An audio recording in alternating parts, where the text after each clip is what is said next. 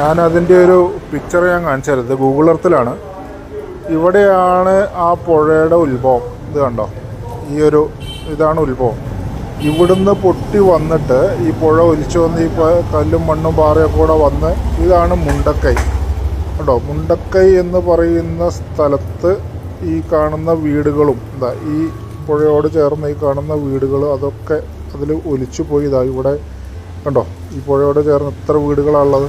ഇതെല്ലാം പോയി നേരെ വന്ന് ഇതാണിപ്പോൾ നമ്മൾ ന്യൂസിൽ കണ്ടുകൊണ്ടിരിക്കുന്ന സ്കൂള്, ആ മരം, ഇതൊക്കെ. ഇതിൽ ഈ ക്രോസായിട്ട് കാണുന്ന ഈ ബിൽഡിംഗ് മാത്രമാണ് ഇപ്പോൾ അവിടെ നിലനിൽക്കുന്നത്. ബാക്കി ഇവിടെ ഇത് മൊത്തം പോന്നു. ഈ കാണുന്നതാണ് അവിടെ ഒലിച്ചുപോയ പാലം. ആ പാലം ഈ കാണുന്ന അമ്പലം, ഇതെല്ലാം പോയി. ഇത് പോയി അവിടുന്ന് നേരെ വന്ന് ഇത് കണ്ടോ, പുഴ വരുന്ന വരവ് കണ്ടോ, ഇതിലേ വന്ന് ഇവിടെയാണ് സൂചിപ്പാറ വാട്ടർഫോൾസ്. ഇത് കണ്ടോ, ഈ സൂചിപ്പാറ വാട്ടർഫോൾസ് അങ്ങോട്ട് ചാടിയിട്ട് നേരെ അങ്ങോട്ട് കണ്ടോ, താഴേക്ക് ആ ചാല് പോകുന്നത് കണ്ടോ.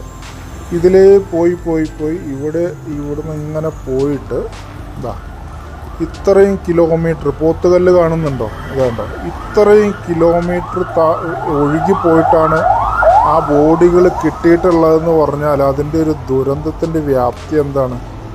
അത്ര ദൂരം ആണ് ബോഡി ഒഴുകിപ്പോയിട്ടുള്ളത്. നമുക്ക് ചിന്തിക്കാൻ പോലും പറ്റാത്തത്ര ദുരന്തമാണത്.